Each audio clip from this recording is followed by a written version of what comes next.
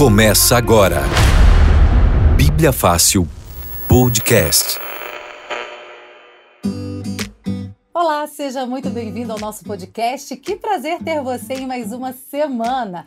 Hoje o nosso tema é sobre a nossa vivência do dia a dia com os nossos altos e baixos. Você já leu Romanos 8:28? Todas as coisas cooperam para o bem daqueles que amam a Deus. Então isso significa que se está difícil na sua vida é porque você não está amando a Deus da forma como deveria. Será que isso é real ou é simplesmente uma mera especulação? O que a Bíblia diz sobre isso? Ele está aqui conosco para desvendar esses mistérios. Pastor Felipe Amorim, seja muito bem-vindo. Eu me senti o Cid Moreira agora, com o Mr. M, né? Mas tudo bem, Axa? Tudo bem. E aí, gente, tudo bem com vocês? Nós estamos aqui mais uma vez, mais uma semana no nosso Bíblia Fácil Podcast. E hoje a gente tem uma pessoa muito especial que eu gosto muito, admiro demais. Um cara inteligente, eu só não posso dizer que é bonito, mas o resto é inteligente, o cara bom de simpático, Bíblia. Bom de Bíblia. Minha mãe e a minha esposa acham acham bonito. A mãe dele e a Miguel acham também bonito. Estou aqui com o André Leite. E aí, pastor Felipe, oi, Axa, tudo Oi. bem? Eu quero dizer que eu tô impressionado com uma coisa, você que só tá ouvindo a gente não vai conseguir ver, mas depois você pode procurar a versão com vídeo, mostra a Bíblia do Felipe aí, toda anotada, gente. Olha, rapaz. Estudioso. Eu gosto Quando de eu for riscar a gente Bíblia. grande, eu quero ter uma dessa aí. Eu gosto de uma vez É por isso que a Bíblia fica fácil pra você? Porque Uma você faz vez- as anotações? Uma É vez isso? a irmã disse que era pecado. Aí eu disse, ô irmã, não faz isso comigo não, que eu só sei estudar a Bíblia assim. Mas eu gosto de riscar a Bíblia assim. Mas diz que esse é o... você está realmente estudando a Bíblia, né? Você não está apenas lendo a Bíblia. Exatamente. Isso é o que faz. Eu digo isso porque lá no Bom de Bíblia, os participantes que vão lá e chegam até a final, são campeões, geralmente a gente pergunta, né? Que dica você dá para quem quer ser bom de Bíblia?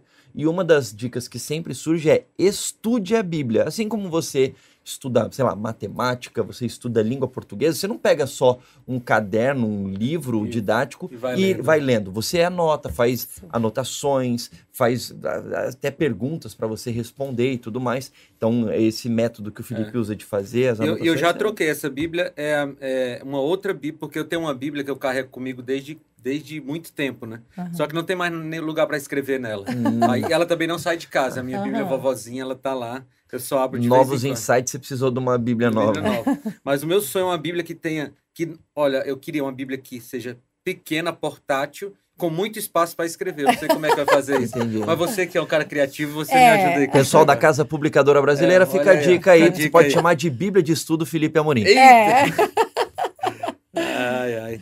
E aí, Axa? Pois é, hoje nós estamos com um tema, pastor, que creio que vai, assim, balançar muitas pessoas. Porque quando a gente pensa em tudo coopera para o bem das coisas, daqueles que amam a Deus, a gente quer uma vida sem tantos desafios, dificuldades. E olha, se tem uma geração que tem passado aí grandes conflitos, é essa nossa última agora, né? Muitas pandemias, muitas dificuldades financeiras, empresas fechando, muita gente que eles amam, que nós amamos, perdendo sua vida. E agora, como entender esse Romanos 8:28, pastor? Tô tentando abrir aqui em outras versões, porque às vezes a versão que a gente mais conhece, ela atrapalha um pouquinho a gente entender esse texto. Eu vou abrir aqui na revista e corrigida. Vamos ver como é na revista e corrigida aqui, ó. Romanos... Eu gosto muito da nova versão internacional 8, desse ela é a verso. melhor tradução. 8:28.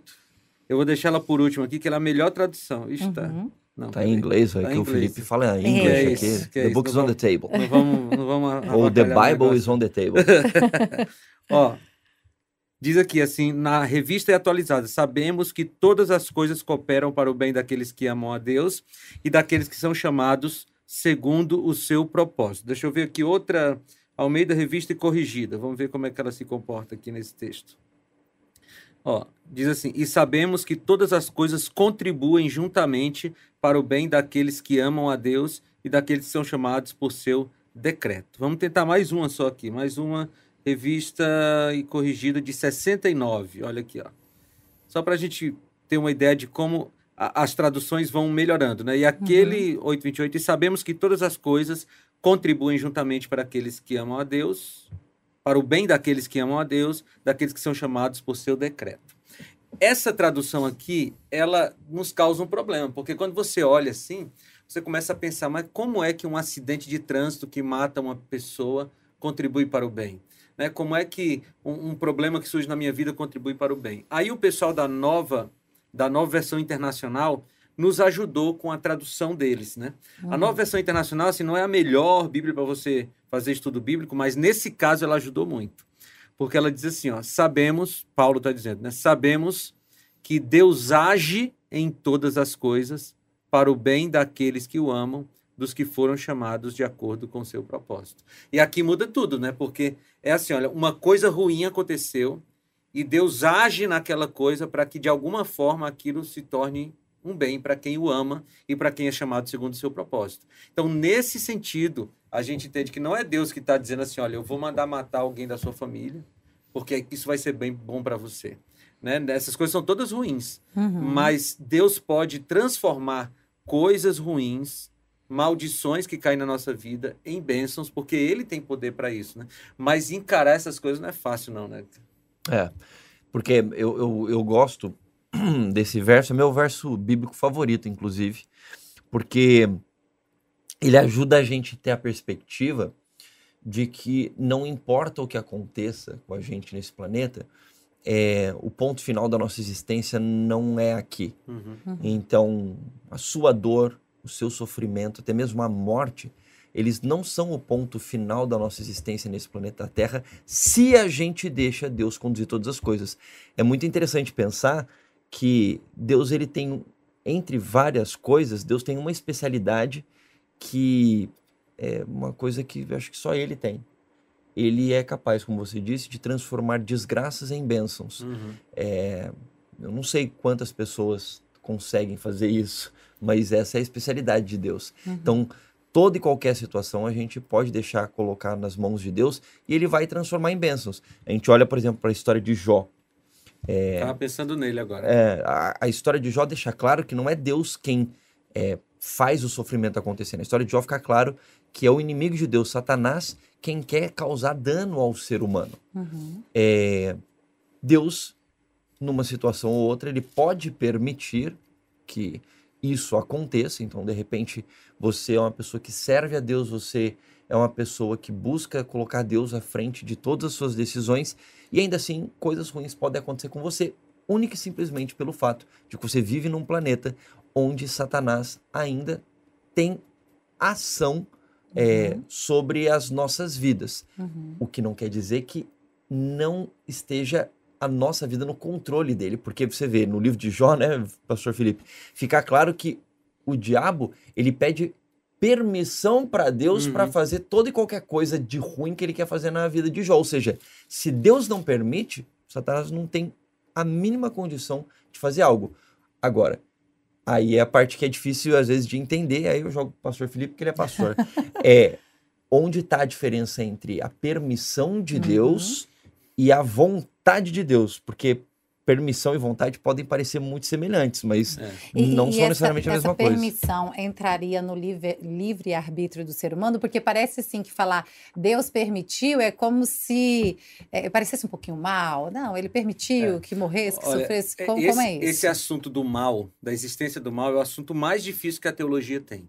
O mais difícil, porque tem tantas variáveis assim, essa questão, por exemplo, da permissão de Deus e da interferência direta de Deus, da vontade de Deus. Né? A gente tem na Bíblia algumas coisas que podem nos ajudar a esclarecer minimamente esse assunto. Né? Por exemplo, a gente tem Gênesis capítulo 1, capítulo 2.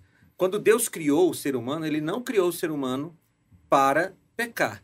Eu acho que esse primeiro exemplo ele já nos ajuda a pensar nessa coisa de maneira muito clara.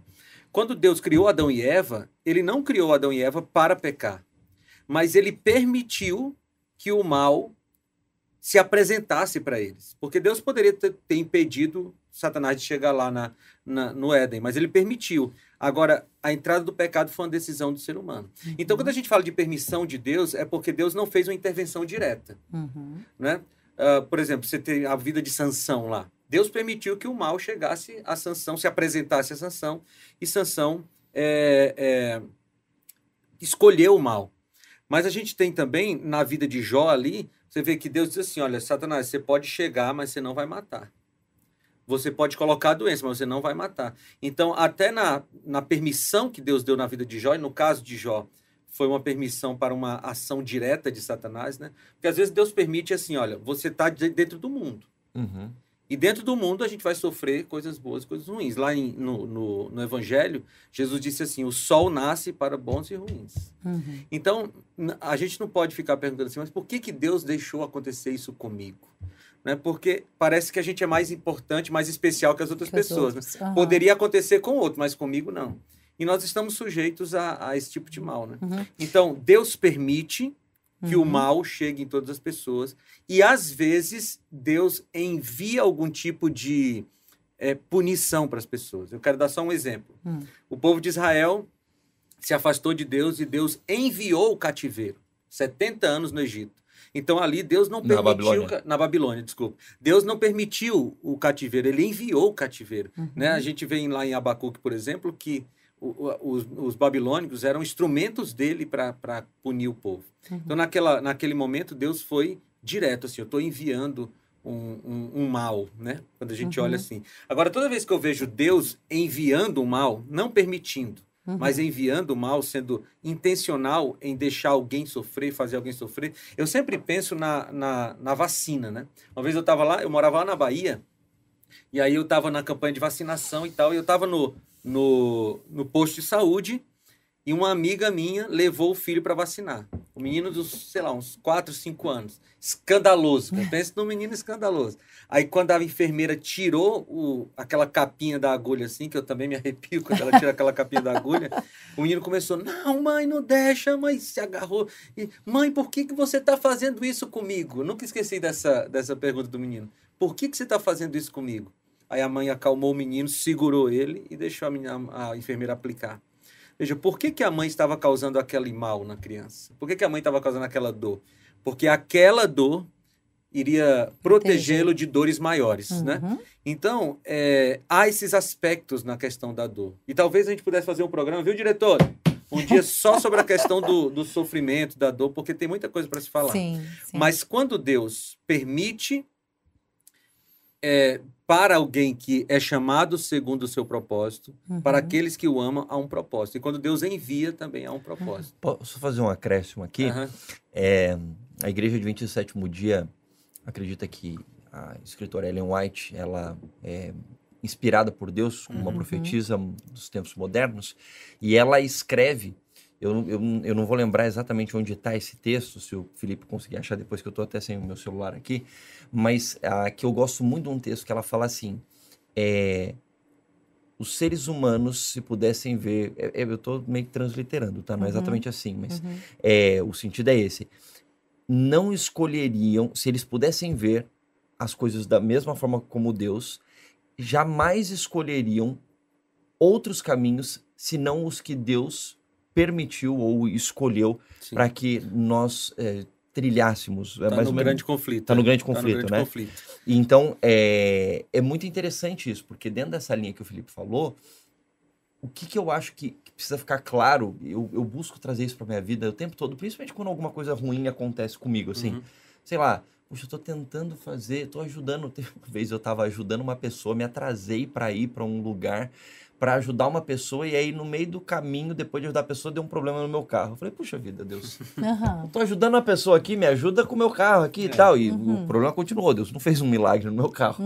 Mas, e aí eu fico pensando, e aí o que eu sempre tento ter em mente é o seguinte, quando a gente olha até para esse verso de Romanos 8:28, todas as coisas cooperam para o bem, ou Deus age por meio de todas as coisas para o bem, a gente tem que pensar que não é o nosso bem passageiro, terreno, é o nosso bem eterno, é a vida eterna. Eu sempre costumo dizer para as pessoas, quando eu estou em algum tipo de aconselhamento, assim, conversando com amigos, enfim, conhecidos, eu falo assim, olha, Deus, ele pode permitir toda e qualquer coisa que aconteça com você perder o seu dinheiro, você perder a sua riqueza, você perder, às vezes, até a sua saúde, para que você não perca a sua vida eterna. Porque a última coisa que Deus quer, e ele vai agir, porque ele é soberano e tem conhecimento de todas as coisas, é que ele não quer que você perca a vida eterna. Então, às vezes, pode ser que seja necessário você perder, sei lá, vou dar um exemplo extremo, você perca a sua capacidade de andar para que você perceba a sua fragilidade, sua necessidade de Deus, para que você queira viver a eternidade que talvez você não esteja querendo nesse momento. E aí, pegando essa sua linha de raciocínio, a Ana Paula de Recife, beijo para todos os nossos queridos amigos de Recife, ela pergunta justamente dentro desse contexto que nós estamos falando. Ela diz assim, pastor, no caso de Jó, sabemos o que aconteceu, ok, mas ainda assim, sempre tem, né? Mas olha, mas ainda assim, não parece que Deus foi cruel permitindo ele enterrar 10 filhos, além das perdas materiais, simplesmente porque, tipo, ele deixou, ela ainda coloca entre aspas, né? Deixou o diabo acabar com tudo, para apenas mostrar que existia um plano maior para ele, como se fosse assim, não daria para ser bem menos toda essa situação, já que ele queria só, não é só mostrar um plano, mas é numa fala mais simplória, só mostrar o plano maior. Então, Jó daria um outro programa, hein, diretor? Tô dando dica aqui, hein? Jó daria um outro programa, porque tem muita coisa envolvida. A primeira coisa que eu queria falar é a seguinte, de todas as pessoas que reclamam da injustiça de Deus, no caso de Jó, o único que poderia realmente reclamar da justiça de Deus nunca reclamou, que foi Jó. Jó reclamou da situação, ele disse assim, eu queria não ter nascido e tal, mas você não vê, o próprio texto de Jó diz assim, em todas essas coisas Jó não pecou e não atribuiu mal a Deus. Então veja, Jó, que foi quem sofreu, nunca disse Deus foi injusto, né? E outra coisa que eu queria destacar, todos nós sabemos do que aconteceu com Jó, mas Jó nunca soube. Então, assim, se você olhar no livro de Jó, o problema chegou, o problema foi embora e Jó nunca soube. Então, assim, primeira coisa, a gente reclamar no lugar de Jó é um negócio muito complicado, assim, porque quem podia ter reclamado era ele não reclamou. Mas veja, a questão ali era muito mais profunda, porque ali estava a questão da integridade do caráter de Deus. Porque na conversa no céu, Deus diz assim, olha, Jó é íntegro, reto, temente a Deus, se desvia do mal. Aí Satanás diz assim, mas também você dá tudo para ele, tira o que ele tem e vê se ele não vai blasfemar contra ti. A questão era o seguinte, Deus era um mentiroso?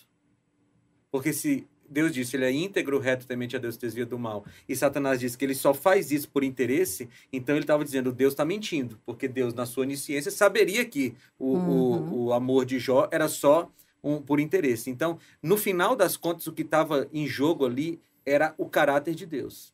Então, tinha uma questão muito mais profunda. E Deus coloca, naquele momento, o seu caráter fiado na vida de Jó. É muito curioso. Uma conexão que eu acabei de fazer aqui, não sei se faz algum sentido, se eu estiver falando besteira, você me corrige, Felipe. Mas parece que tem um paralelo entre a situação que acontece com Jó e o que acontece com Adão e Eva. Porque ambos são testados. Só que Adão e Eva falham. Jó não falha. E eles eram perfeitos. E Jó não falha.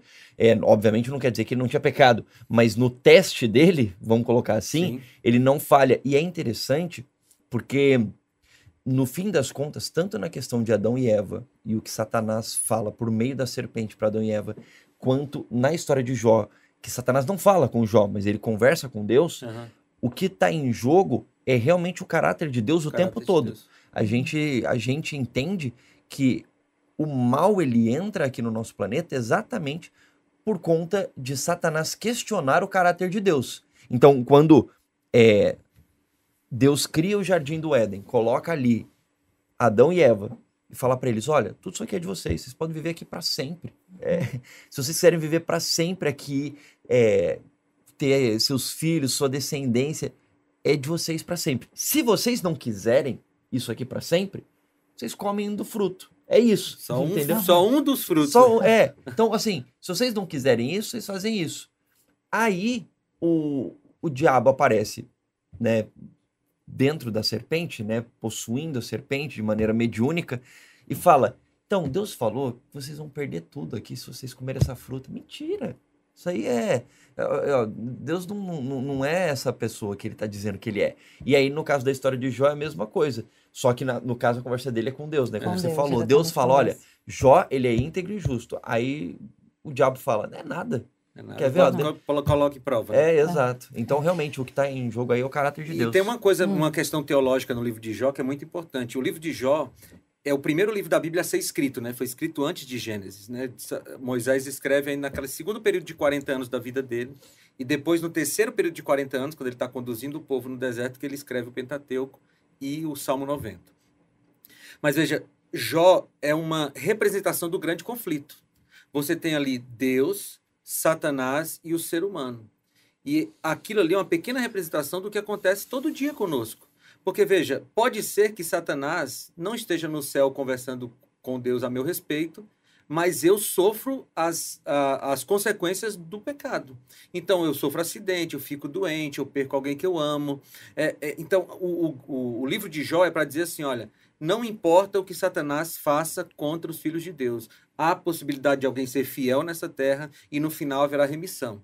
E veja, Deus compensou tudo isso, porque Jó teve saúde de volta em dobro, ele teve bens em dobro e na ressurreição ele vai ter filhos em dobro.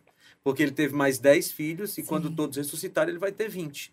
Então, a questão é você olhar para além desse curto período que nós vivemos aqui. Né? Quando a gente reclama, puxa, Deus foi injusto com Jó, a gente precisa ver o filme todo, né? Você que é um cineasta, o filme todo, né? Não dá para ver só uma cena, porque senão você acaba pensando que Deus foi injusto. Sim. Pastor, eu quero trazer a pergunta da Mariana Souza, ela é de São Luís do Maranhão. Mariana, muito obrigada pela sua participação. Ela diz aqui, ó, eu sou ubandista e discordo dessa linha de pensamento de que tudo coopera para o bem. Acredito que algumas dificuldades só causam dor e sofrimento que não leva ninguém a lugar algum. Não seria melhor ver as experiências da vida como uma influência direta dos guias espirituais? Como é o nome dela? Mariana. Mariana, obrigado aí pela sua participação. Que bom ter você aqui conosco. E realmente a Mariana tem razão. Não, nem todas as coisas cooperam para o bem. A Bíblia diz que Deus age em todas as coisas para que coopere para o bem daqueles que amam a Deus e são chamados segundo o seu propósito. Então há 3 elementos nesse texto que precisam ser considerados. Primeiro, não foi Deus quem enviou o mal. O mal pode ser enviado direto por Satanás, ou o mal pode ser enviado pelas consequências do pecado, ou o mal pode vir pelas minhas escolhas. Agora, Deus pode agir dentro desse mal, eu já li um texto bíblico interessante sobre isso, para que daquele mal saia algum tipo de bem, né? Coopere para o nosso bem. E essa promessa só é feita na vida de quem daqueles que amam a Deus e são chamados segundo o seu propósito. Então, quem não ama a Deus e não é chamado segundo o seu propósito, não tem essa promessa na vida dele. O mal acontece, para quem está fora desse grupo, o mal acontece ou porque a pessoa está envolvida com questões do mal, ou porque a pessoa escolheu alguma coisa, fez uma decisão errada, ou simplesmente porque o mal chega para todo mundo, né? Então, a Mariana tem razão aí em parte, porque realmente tem coisa que só vem para o mal mesmo, né? Veja, quando Jó perde os seus 10 filhos, você não tem como dizer que isso foi uma coisa boa. Não tem nada de bom você perder. Não tem nada de bom. Como Deus agiu para que aquilo se tornasse uma coisa boa? Porque a história de Jó nos inspira a sermos fiéis a Deus. Então, aquilo coopera para o bem daqueles que amam a Deus, de nós. Mas não tem nada de bom na perda dos filhos, né? E eu até quero ler o texto aqui, que eu lembrei de outro personagem bíblico, que é José. José, cara, a vida de José é um negócio... Sim. José era o filhinho do papai, né? O preferido de Jacó. De repente, os seus irmãos jogam numa cisterna. Primeiro os irmãos querem matar. Aí um dos irmãos diz assim, não mata não, vamos jogar na cisterna. Joga lá, vai para deixar morrer. Aí vem os caras, não, vamos vender, ganhar um dinheirinho. Aí vende, ele vira escravo no Egito. De escravo no Egito, ele consegue se destacar, se tornar o administrador do Potifar, do chefe do exército. Aí, de repente, ele leva uma rasteira da mulher do Potifar, vai preso, 2 anos preso. Lá ele consegue de novo um prestígio. E aí ele pede para o copeiro lá, lembra de mim, tá? O copeiro esquece dele. Então, ele passou 20 anos. Cara, são 20 anos sem dar nada certo na vida do cara. 20 anos. E ele não fez nada de errado para isso. Ele poderia dizer assim, Deus, eu sempre fui um bom filho, sempre fui um bom servo teu, eu vou me revoltar contra você. Só que ele não fez isso. Aí depois, os irmãos vêm, não sei o que e tal. Olha o que ele diz aqui.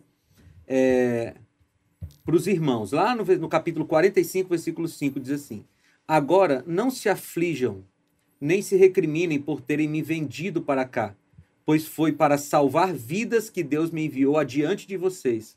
Já houve 2 anos de fome na terra, e nos próximos 5 anos não haverá cultivo nem colheita. Mas Deus me enviou à frente de vocês para lhes preservar um remanescente nesta terra e para salvar-lhes a vida com grande livramento. Assim, não foram vocês que me mandaram para cá, mas sim o próprio Deus. Ele me tornou ministro do faraó e me fez administrador de todo o palácio e governador de todo o Egito. Veja, essa é uma visão de maturidade espiritual, né? E lógico, José só tem essa visão 20 anos depois, né? Quando ele estava lá na cisterna, ele estava reclamando, por que está acontecendo isso comigo? Então, a história de José me ensina pelo menos duas coisas. Primeiro, a gente não pode ser apressado em julgar as coisas de Deus, porque pode ser que não tenha chegado o tempo ainda de todo o propósito de Deus ter se cumprido. E segundo, se você é de Deus, se você ama a Deus e está vivendo segundo o seu propósito, em algum momento Deus vai fazer uma intervenção para que aquilo se torne alguma coisa boa. Posso só fazer um acréscimo? Claro. Que ele é um acréscimo paralelo ao assunto que a gente está falando aqui, mas acho que se relaciona com a pergunta que a Amanda, é isso? Mariana. A Mariana fez. E aí eu vou jogar até por uma coisa que o Felipe vai saber dizer um pouquinho melhor aqui, porque ele é o gerente da escola bíblica aqui da Novo Tempo.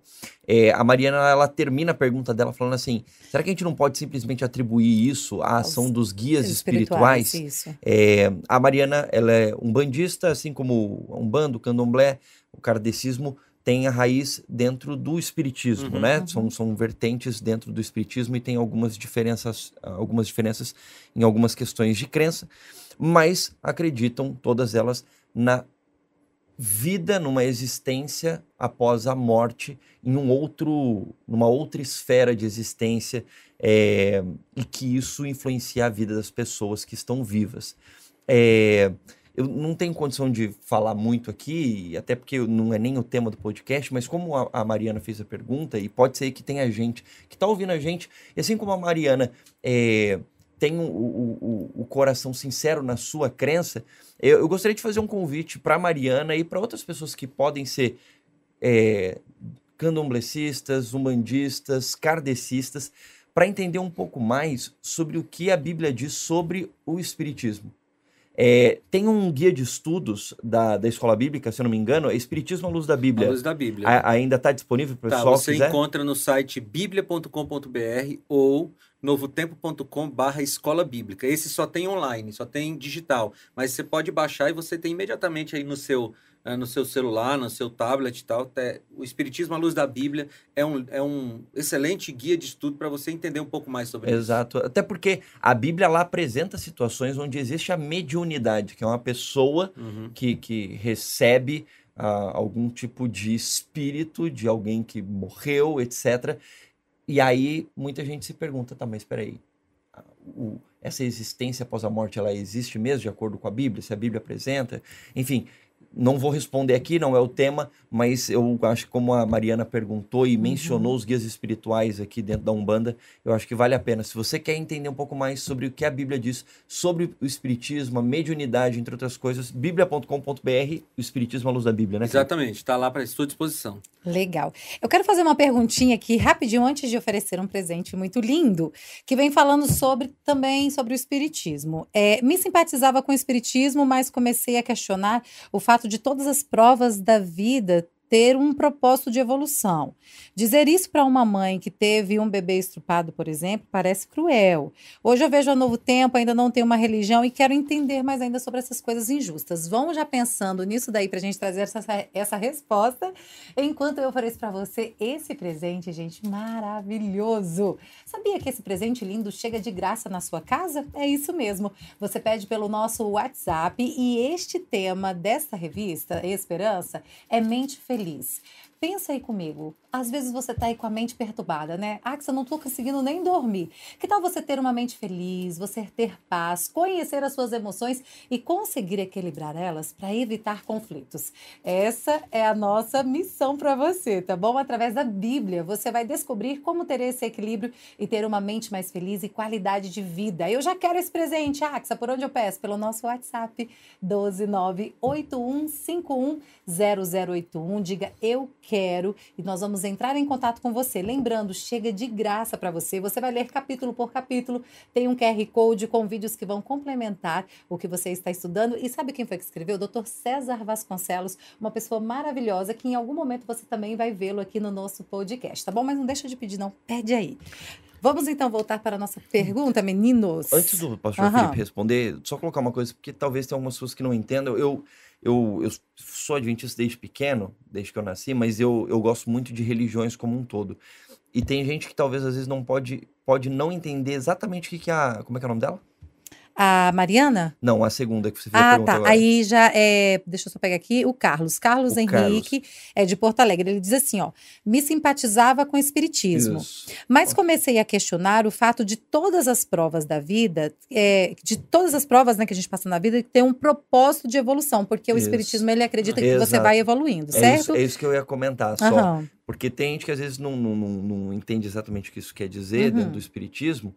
Eu nunca fui espírita, mas gosto de estudar religiões. E realmente, dentro do espiritismo, você vai ter algumas variações, mas acredita que, se de repente numa vida sua, né? Porque existe essa noção de que a gente reencarna e vai passando de uma vida para outra, isso dentro do espiritismo. Então, se de repente você for uma pessoa que maltratava animais numa vida, na próxima vida você precisa evoluir em relação àquilo que você foi ruim numa outra vida, etc, etc. Então, essa pergunta dele parte do princípio de que existe reencarnação e que você tem um espírito contínuo que em algum momento se torna um espírito de luz. Eu volto a dizer, a gente não tem condição de explorar toda essa temática aqui no programa, porque, né, tem estudos sobre isso. Não sei se já teve algum podcast sobre isso, se não fica a dica para a diretora também, mais uma vez. Dica aí, diretora. Muitas dicas para a diretora hoje. Mas, enfim, só para deixar isso claro, Sim. para o pessoal entender exatamente o que o Carlos está querendo dizer dentro da resposta do pastor Felipe. Sim. Aí o final da pergunta dele, só para eu lembrar aí aqui. ele diz assim, aí ele fala, né, que começou a se questionar, será que é isso mesmo, que você vai evoluindo? E aí ele traz uma questão, ele diz assim, ó, dizer isso para uma mãe que teve o seu bebê estuprado,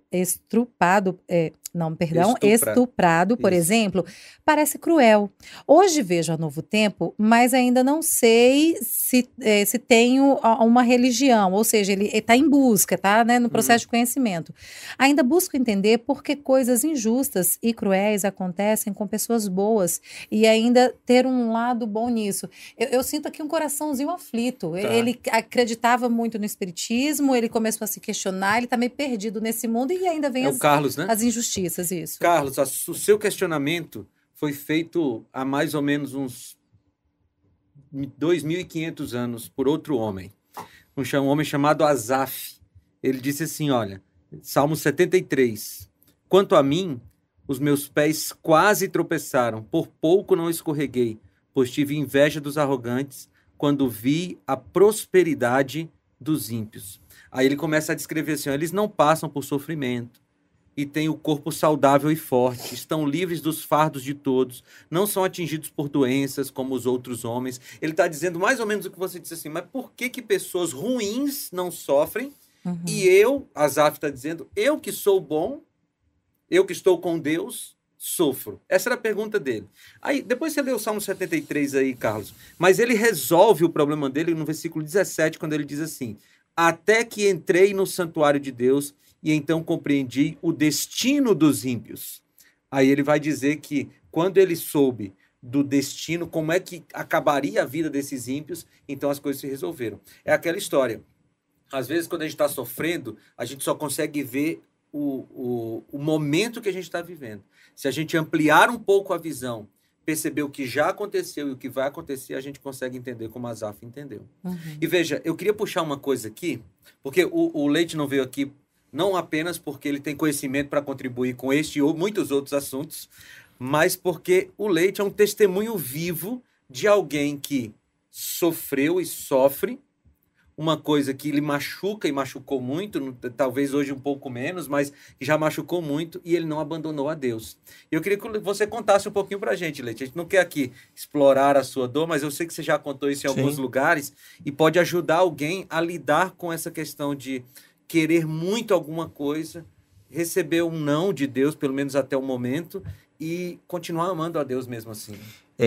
Tem uma frase que eu ouvi uma vez do Rodolfo Arantes, que ele era vocalista de um grupo de rock brasileiro, o Raimundos, e aí ele se converteu ao evangelho e tal, e ele tem uma frase dele que é muito interessante, que ele fala assim, as nossas dores ou as nossas feridas, quando são curadas em Deus, elas se tornam cicatrizes que ajudam a curar outras feridas. Então, estou falando tudo isso porque Porque acho que todo mundo passa por desafios. E quando, de alguma maneira, Deus age na sua vida, e Ele age na vida de todos os seres humanos, você percebe essa ação de Deus, eu não consigo fazer outra coisa a não ser testemunhar a respeito disso, porque quando você olha para a Bíblia, basicamente o que você tem são histórias de pessoas que viveram suas experiências com Deus e estão contando sobre elas. Ou alguém contou sobre essas histórias. E é por isso que você sabe sobre Davi, você sabe sobre José, sabe sobre Moisés, sabe sobre Ruth, sabe sobre Esther. E as histórias que essas pessoas viveram com Deus, elas te inspiram na sua jornada nesse planeta Terra. Bom, de maneira resumida, eu vou colocar duas partes aqui dentro disso que o Felipe pediu para eu compartilhar, do que tem a ver com a minha vida. O meu pai morreu quando eu tinha mais ou menos 1 ano e meio. Meu pai foi agredido no trânsito, aí depois teve complicações no hospital, e aí ele teve morte cerebral. Eu tinha 9 meses de idade, ele ficou uns 9 meses em estado vegetativo, morreu quando eu tinha 1 ano e meio. Minha mãe tinha 27 anos, ele era pastor da igreja adventista, estava começando o ministério dele. E aí muita gente pode se questionar, né? Dentro dessas perguntas, o que tem de bom nisso? Tipo, um pastor tá querendo ajudar as pessoas, né? Meu pai, quando ele foi agredido, ele estava indo levar um medicamento para um irmão da igreja dele que estava doente. Naquela noite que ele foi agredido, ele ia fazer uma pregação sobre Apocalipse, sobre a marca de Deus, a marca da besta e o selo de Deus numa igreja. Enfim, com sonhos todos começando ali. Meu pai acho que tinha 3 ou 4 anos de ministério pastoral. E aí tudo se acaba do nada. Aí você fala, o que tem de bom nisso, né? Sinceramente, não tem nada de bom nisso. Nada de bom. Mas é aquilo que a gente olha para a Bíblia. A gente está num mundo de pecado onde coisas ruins acontecem com todas as pessoas. Aqueles que amam a Deus, aqueles que odeiam a Deus, blasfemam de Deus ou sequer acreditam que Deus existe. Mas o que o verso de Romanos 8:28 diz Deus age por meio de todas as coisas, inclusive as desgraças, para transformar em bênçãos. Então aí no caso, meus avós, pais do meu pai que faleceu, eles ficaram bem chateados assim com Deus durante alguns anos, meu avô, minha avó, mas de alguma maneira eles buscaram em Deus as respostas. Deus curou o coração deles, eu vou dizer assim, porque minha avó achava que Deus tinha matado o filho dela. Ela falava, Deus matou meu filho. Mas ela entendeu que Deus não tinha matado o filho dela. Mas ela entendeu, acima de tudo, isso que Asaf fala aqui no Salmo 73, que o pastor Felipe compartilhou. Ela entrou no santuário, ela foi para a igreja, ela leu a Bíblia e entendeu que se um dia ela quiser rever o filho dela, que faleceu, o meu pai, ela precisava aceitar o mesmo Jesus que ele, para poder voltar a abraçar o filho dela e viver a eternidade. Minha mãe casou novamente, eu ganhei um pai, que era uma coisa que eu sempre queria, e até mesmo o rapaz que agrediu meu pai no trânsito, Deus usou. Ele foi preso, vivia atormentado com o fato de ter matado um pastor, deixado, né, uma criança sem pai e tudo mais. Deus de alguma maneira usou situações na vida desse homem para se conectar com ele ouviu um chamado de Deus para mudar de vida, e ele também se batizou e se converteu e passou a ser parte aí também da Igreja Adventista do Sétimo Dia.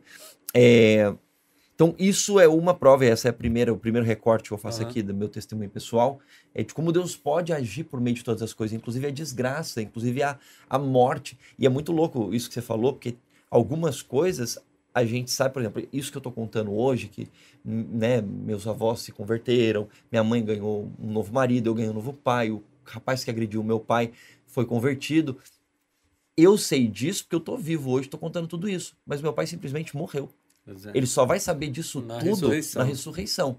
E ele vai poder olhar para trás e vai poder olhar para essa história e louvar a Deus pelo que Deus fez na vida das pessoas que ele ama, da família dele, inclusive do cara que matou ele de certa maneira, porque essas pessoas deixaram Deus conduzir os seus passos. Então, não teve nada de bom nessa desgraça, mas Deus pode transformar desgraça em bênçãos. A outra parte, que é o que o pastor Felipe falou, que tem a ver com a minha história pessoal, e também eu não tenho respostas. Tem a ver com o fato que eu sou infértil, eu não posso ter filhos. Eu tenho um problema genético que me impede de ter filhos. Eu e minha esposa, a gente já fez tratamento de fertilização in vitro, já tentamos fazer adoção, Aqui no Brasil, geralmente, a adoção, algumas coisas são rápidas, outras mais demoradas. O que é rápido pra gente já foi demorado e o que é demorado não se estende até hoje. E a gente não tem filhos. Eu acho que, sinceramente, eu seria um bom pai, a minha esposa seria uma boa mãe. Eu não tenho dúvida disso. As crianças costumam gostar da gente, a gente brinca com elas, conta história, enfim. Mas é aquela coisa que o pastor falou. É uma coisa que faz a gente chorar. Hoje em dia, mais tranquilo com isso, assim. Mas não quer dizer que, sei lá, em momentos de solidão, de pensamento, de reflexão, a gente não se pega pensando sei lá, nos machucados, nas feridas que a gente tem. Mas, ao mesmo tempo, eu sei que Deus, ele também, ele tem a perspectiva da eternidade para nossa vida. E foi sempre isso que eu orei para Deus. Na primeira vez que eu e a Miguel é minha esposa, a gente foi fazer a fertilização in vitro, eu lembro de ter feito a seguinte oração para Deus. E com toda a sinceridade do meu coração, falei assim, Deus, o Senhor sabe o que é melhor para minha salvação eterna e para a salvação eterna da Miguel. E mais, o Senhor sabe o que é melhor para a salvação eterna de outras pessoas por meio de nós. Se para minha vida eterna, para a vida eterna da Miguel e para a vida eterna de outras pessoas, o seu plano envolver que a gente tenha um filho, no caso biológico e depois adotivo, se fosse o caso, faz acontecer. Se não, faz a sua vontade acontecer e pode fechar todas as portas. Porque foi exatamente isso que Jesus orou quando ele estava no Getsemane. Ele falou, por favor, passa de mim esse cálice. Jesus pediu para não morrer na cruz. Mas ele falou assim, mas seja feita a sua vontade, não a minha. Se Jesus não morresse na cruz, a gente não ia ter a vida eterna. Então, o ponto é sempre qual é a perspectiva da eternidade. E até hoje, a primeira vez que eu e a Miguel a gente tentou fazer o processo de fertilização foi em 2016, então já faz quase 10 anos. Até hoje a resposta de Deus tem sido não. A gente não tem filho. E pode ser que seja assim até o dia que Jesus voltar, ou eu e a Miguel a gente descansar e a gente morrer. E tá tudo certo, porque o que importa é o que Deus faz em nós e por meio de nós na vida de outras pessoas. Ao longo desse período em que a gente não tem filhos, muitas coisas puderam acontecer na nossa vida e por meio da nossa vida pelo fato de que a gente não tinha filhos. Para a salvação de outras pessoas. Pessoas que a gente se conectou, uma quantidade grande de pessoas, inclusive, que continua sendo impactada pelo Espírito Santo por meio de nós, na nossa vida, e que eu sei que se a gente tivesse filhos, a gente não ia conseguir fazer isso, porque, seria bom, limitado, vocês são pais, né? Você é mãe, o Felipe é pai.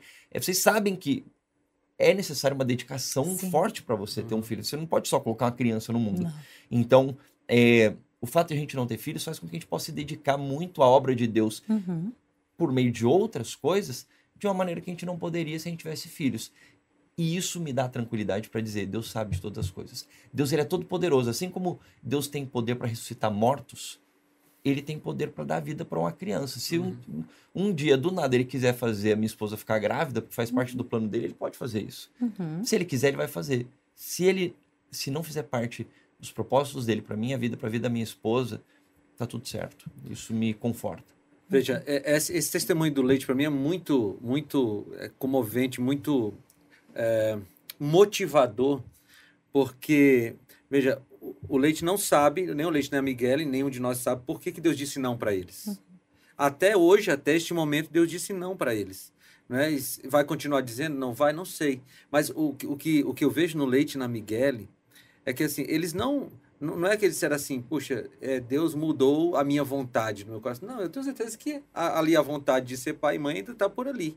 Né? Mas eles falam, e a gente conhece eles de perto, como Abacuque falou, depois que ele ficou orando dias e dias para Deus dar uma resposta para ele, Deus não deu.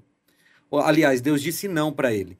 Eu vou ler aqui na Nova Versão Internacional, Abacuque 3, 17 e 18. Diz assim, ó. Só para entender o contexto, Abacuque está desde o começo do livro dizendo assim, Senhor, o Senhor não vai resolver o problema do povo, o Senhor não está vendo o povo cheio de injustiça. Aí Deus vem e resolve de um jeito que ele não queria. Porque Deus diz assim, Abacuque, eu vou resolver. Vou mandar os babilônios. Aí Abacuque diz assim, mas como assim, Senhor? O Senhor vai resolver o problema, piorando o problema na visão de Abacuque? Aí ele vai lutando com Deus e no final do livro ele diz assim, mesmo não florescendo a figueira e não havendo uvas nas videiras, mesmo falhando a safra de azeitonas, não havendo produção de alimento nas lavouras, nem ovelhas no curral, nem bois nos estábulos, ainda assim eu exultarei no Senhor e me alegrarei no Deus da minha salvação. Numa versão leitiana deste texto, seria assim, ó, mesmo não tendo um filho na barriga da Miguele, mesmo a gente não tendo uma criança agora em casa, ainda assim eu me alegrarei no Senhor. Porque veja, se a gente se alegra no Senhor só quando o Senhor nos dá aquilo que a gente pede, a gente está numa relação de barganha com Deus. Agora, se a gente se alegra no Senhor por causa do Senhor, aí a gente está numa relação de amor com Ele. E essa relação de amor é que a gente pede, que Deus pede de nós.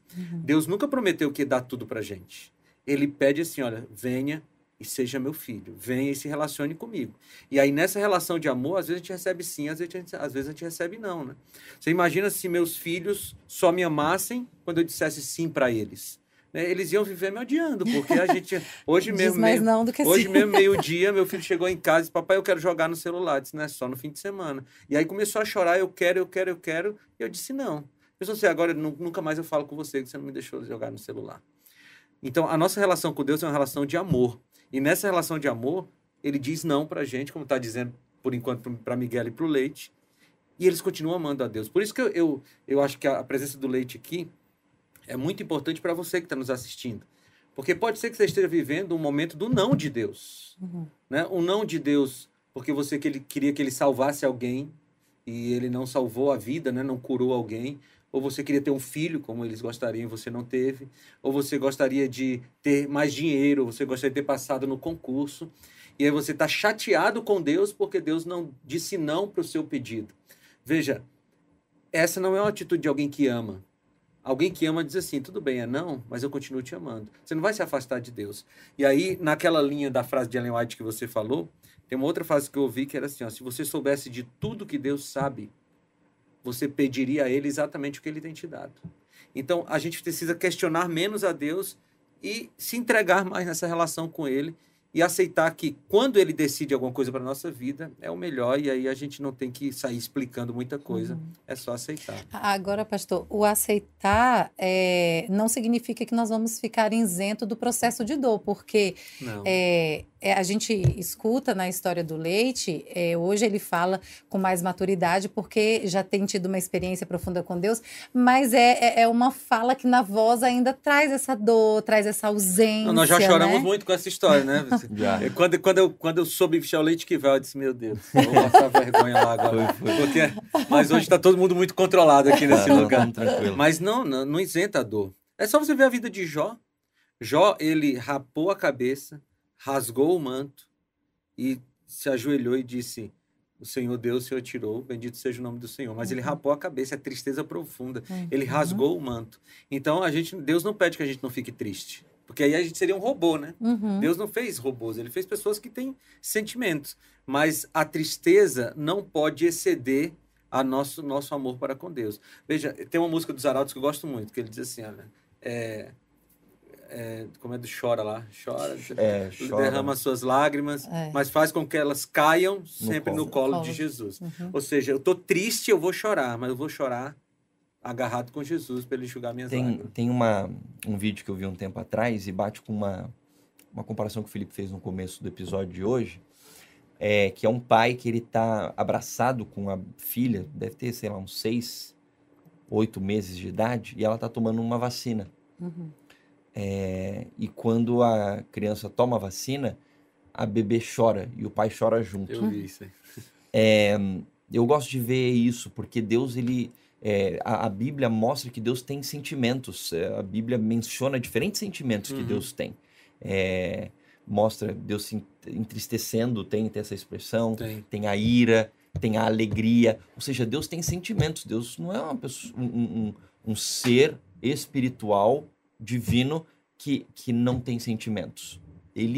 Eu tenho certeza de que, o pastor falou aqui, você está chorando porque alguém que você ama morreu, você está chorando porque, sei lá, você está doente, uma série de coisas que pode te fazer chorar. E às vezes você pode ter a impressão de que você está chorando sozinho, mas você não está chorando sozinho.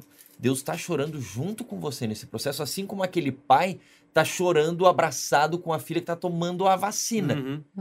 Porque ele está vendo o sofrimento da filha, mas ele sabe que ela precisa daquilo para que lá na frente ela possa, de alguma maneira, estar preparada, no caso da vacina, para continuar tendo a vida dela. No caso de Deus, as coisas que a gente passa não tem a ver com vou chamar aqui, né, usando aquela pergunta daquele irmão ali, não tem a ver com uma evolução nossa como ser humano no ponto de vista espiritual. Não, porque a coisa ruim, ela só é ruim. Mas Deus, ele sabe que mesmo no meio do sofrimento, se a gente deixa ele ficar com a gente e ele chora junto com a gente, isso nos aproxima dele. E o fato da gente se aproximar de Deus gera apenas uma coisa, vida, porque ele é a fonte da vida. Então, quando a gente se aproxima de Deus, mesmo no meio da dor, a gente tem vida, porque a vida vem por meio dele. Então, eu só queria deixar isso claro para você, fazendo essa comparação, que quando você chora, quando você está triste, você não está sozinho. Deus está com você, ele está chorando com você, e deixa ele cuidar de cada passo seu, que ele vai te levar para o lugar onde ele sempre quis que você estivesse, pensando na sua vida eterna, porque é isso que importa. Olha, eu acho que o Salmo 13 resume bem esse final do nosso podcast aqui, porque o Salmo 13 é um salmo em que Davi lamenta o aparente abandono de Deus. Olha como ele diz assim: até quando, Senhor? Para sempre te esquecerás de mim? Até quando esconderás de mim o teu rosto?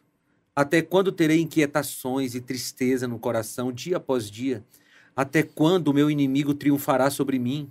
Olha para mim e responde, Senhor meu Deus. Ilumina os meus olhos, ou do contrário, dormirei o sono da morte. Os meus inimigos dirão, eu o venci. E os meus adversários festejarão o meu fracasso. Aí, 4 versículos, ele está dizendo, Senhor, o Senhor esqueceu de mim? Está todo mundo ganhando de mim, as pessoas estão me ridicularizando. Aí a coisa muda, quando ele diz assim, eu, porém, confio em teu amor. O meu coração exulta em tua salvação. Quero cantar ao Senhor pelo bem que me tem feito. Gente, olha Davi. Se você olhar os 4 versículos, ele está dizendo que Deus parece que esqueceu dele. Ele tem inquietações, ele tem tristeza no coração, ele tem inimigos que estão triunfando contra ele, ele está se sentindo perto da morte.